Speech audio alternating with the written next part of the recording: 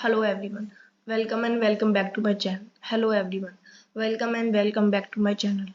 In today's video, I'm going to talk about physical features of India. तो मैंने इसका part 1 पहले ही upload करा हुआ है. अगर आपने नहीं देखा तो आप जाके प्लीज देख लीजिए. तो ये सेकंड पार्ट है और इसमें मैं आपको यहाँ से जस्ट अ सेकंड मैं आपको यहाँ से पढ़ाने वाली हूँ. The western and the eastern Ghats, यहाँ पूरा area.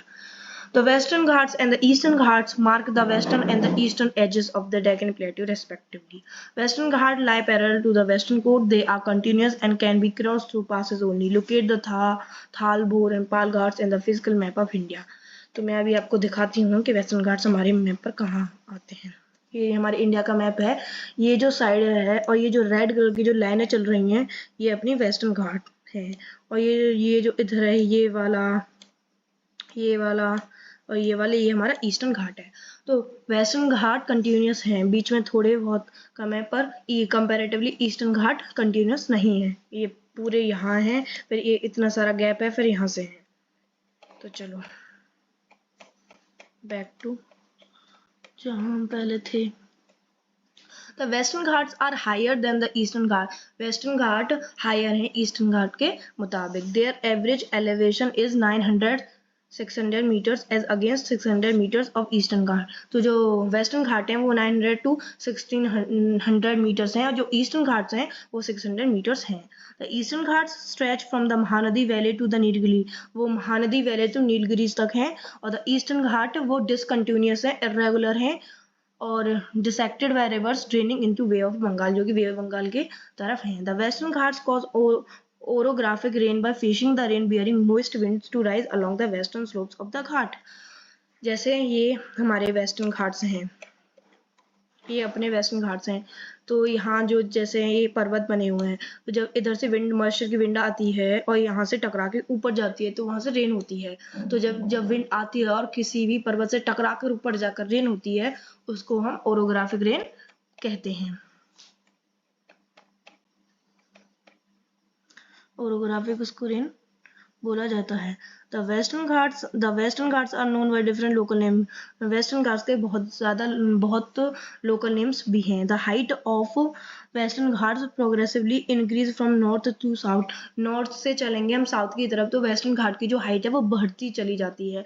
The highest peaks include the Anai Mundi, जो कि उसकी highest peak कौन सी Anai Mundi है जिसकी कितनी height है 2695 meters, and the Doda Beta जिसकी इतनी है. Mahendragiri 1501 meters is the highest peak in the Eastern Ghat. Eastern Ghat के highest peak कौन सी है वो है Mahendragiri.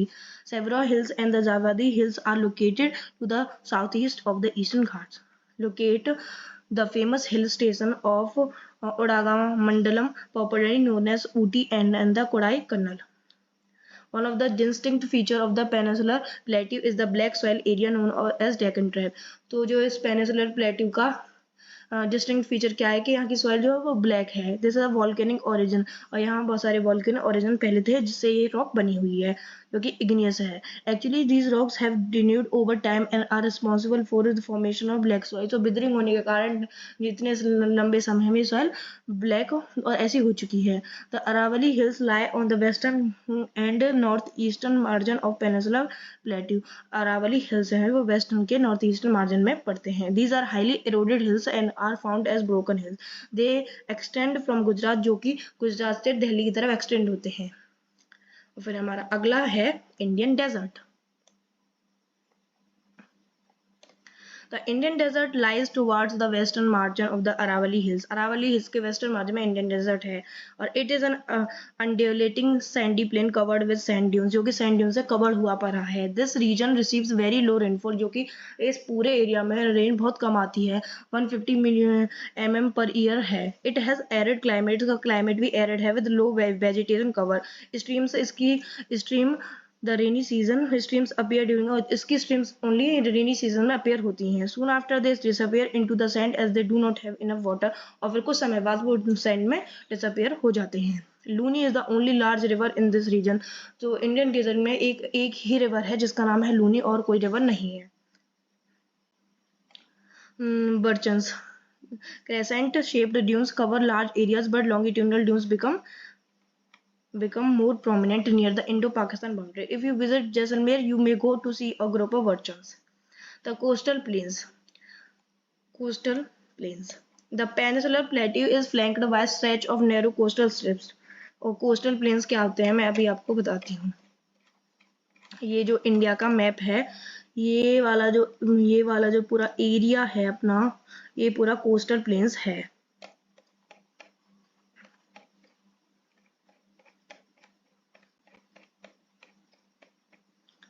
Coastal plains. The peninsular plateau is flanked by a stretch of narrow coastal strips running along the Arabian Sea on the west, जो कि west and Bay of Bengal on the east. Bay of Bengal coastal line east में है और Arabian Sea का west में है. The western coast sandwiched between the Western Ghats and the Arabian Sea is a narrow plain. जो western side में वो बहुत ही नैरो है. इट कंसिस्ट ऑफ 3 सेक्शन, जो जिसके सेक्शन 3 हैं. द नदर्न पार्ट को हम क्या बोलते हैं, कोंकण, जो कि मुंबई गोवा का है. द सेंट्रल स्ट्रेच को हम बोलते हैं Kannada plain, and while the southern stretch is refer to as a Malabar coast, जो कि उसका पूरा सदर्न पार्ट है, उसको हम मलाबार कोस्ट कहते हैं. The plain along the Bay of Bengal are wide and level. Bay of Bengal में की तरफ जो प्लेन्स हैं वो थोड़े वाइड हैं. In the northern part it is refer to, northern part में क्या बोलते हैं, नदर्न सरकार बोलते हैं. वाइल द सदर्न पार्ट में उसको क्या बोलते हैं, Coromandel coast. Large river such as Mahanadi, इसमें large river Mahanadi, Godavari, Krishna and Kaveri have form extensive delta, इसमें डेल्टा बनाती हैं. Lake Chilka is an important feature along the eastern coast. Lake Chilka भी ईस्टर्न कोस्ट पर पाई जाती है. डू यू नो करके एक और फैक्ट है, सो उसको भी पढ़ लेना. The Chilka Lake is the largest salt water lake in India. Chilka Lake हमारी भारत में सबसे सॉल्ट वाटर लेक है. It lies in the state of Orissa. ये कहाँ पड़ती है, उड़ीसा स्टेट में पड़ती है, जो कि उड़ीसा स्टेट ईस्टर्न स्टेट है. To the south of Mahanadi delta. The islands. Next topic क्या है अपना, the islands. You have already seen that India has vast mainlands. India के पास बहुत ही mainlands हैं. Besides this, the country has 2 groups of island. और इसके साथ हमारी इंडिया के पास 2 आइसलैंड भी हैं. Can you identify these island groups? आपको एक लक्षद्वीप है, दूसरा Andaman and Nicobar. Locate the Lakshadweep Islands group lying close to the Malabar coast of Kerala. This group of islands is composed of small coral lands. और ये पूरा जो आइसलैंड है वो स्मॉल कोरल से बना हुआ है. अर्लियर दे वर नोन, इनको पहले लक्षद्वीप बोला जाता था. इन 1973 these were named as Lakshadweep. और 1973 को इनको लक्षद्वीप बोला जाता था. It covered small area of 32 square kilometre का ही एरिया ये कवर करती है. Kavaratti island is the administrative headquarter of Lakshadweep. Lakshadweep की कैपिटल कावरती है. This island group has great diversity of flora. और इस आइसलैंड के पास ग्रेट डाइवर्सिटी फ्लोरा फौना की भी है. The Pitti island which is uninhabited has a bird sanctuary. और यहाँ की जो जगह है पिट्टी आइसलैंड, उस पर बर्ड सेंचुरी भी बनी हुई है. Now you see the elongated chain of Iceland located in Bay of Bengal. जो बे ऑफ बंगाल में इतने छोटे छोटे जो आइसलैंड हैं उनको हम क्या बोलते हैं, Andaman and Nicobar islands. They are bigger in size, जो कि साइज में बड़े हैं. And are more numerous and scattered. और गिनोगे तो बहुत सारे निकलेंगे जो कि स्कैटर्ड हुए पड़े हैं. The entire group of island is divided into 2 broad categories. तो ये जो पूरा अपने आइसलैंड ने 2 पार्ट्स में डिवाइड कर दिए गए हैं. The Andaman in the north and the Nicobar, जो कि नॉर्थ साइड को हम अंडमान बोलते हैं और साउथ साइड को निकोबार बोलते हैं. It is believed that these islands are an elevated portion of submarine mountains. These island groups are of great strategic importance for the country. जो आइसलैंड है हमारी कंट्री को इंपॉर्टेंस प्रोवाइड करते हैं in strategic way. There is a great diversity of flora. और यहाँ भी हमारे फ्लोरा एंड फौना की ग्रेट डाइवर्सिटी पाई गई है इस आइसलैंड पर. These islands lie close to equator. ये जो आइसलैंड है इक्वेटर के बहुत ही करीब है, जो कि इक्वेटोरियल क्लाइमेट भी फेस करता है. और यहाँ थिक फॉरेस्ट पाए जाते हैं.